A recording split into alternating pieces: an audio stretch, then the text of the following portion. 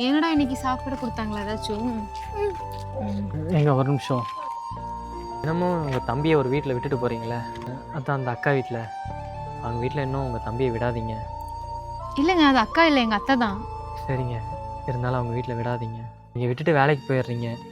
ஆனால் அதுக்கப்புறம் என்ன நடக்கும் தெரியுமா? டேய், என்னங்க? அந்த சேர் எடுத்து போடு.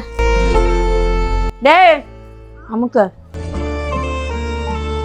டேய் என்னடா அமுத்துற? நல்லா அமுத்த. என்னடா அமுத்துற? வந்து வாக்கிது பாரு எனக்குன்னு.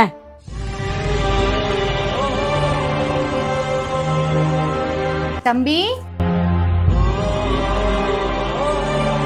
அக்கா தான் வந்துட்டேங்க. நம்ம பாசம் வச்சுருக்கவங்கள நம்ம மட்டும்தாங்க அவங்கள நல்லா பார்த்துக்க முடியும். அடுத்தவங்க அதே மாதிரி பார்த்துப்பாங்களான்னா கண்டிப்பாக முடியாதுங்க. சரி, சொல்லணும்னு தோணுச்சு, பார்த்துக்குங்க. ஏன்டா இதெல்லாம் என்கிட்ட சொல்லவே இல்லை? இல்லைக்கா, நீ வீட்டில் விட்டு தான் வேலைக்கு போகிறியா? ஆனால் இதுவும் நான் அவங்ககிட்ட சொன்னேன்னா நீ வீட்லேயே இருந்து பார்த்துக்கிட்டே வேலைக்கே போகாமல் இருப்பீல்ல. பரவாயில்லக்கா, இதுவும் எனக்கு அப்படி ஒன்றும் பெருசாக கஷ்டமாக இல்லைக்கா. நான் உனக்கு கஷ்டம் கொடுத்துட்டேனாடா, நான் மன்னிச்சிருடா. அடா வாக்கா.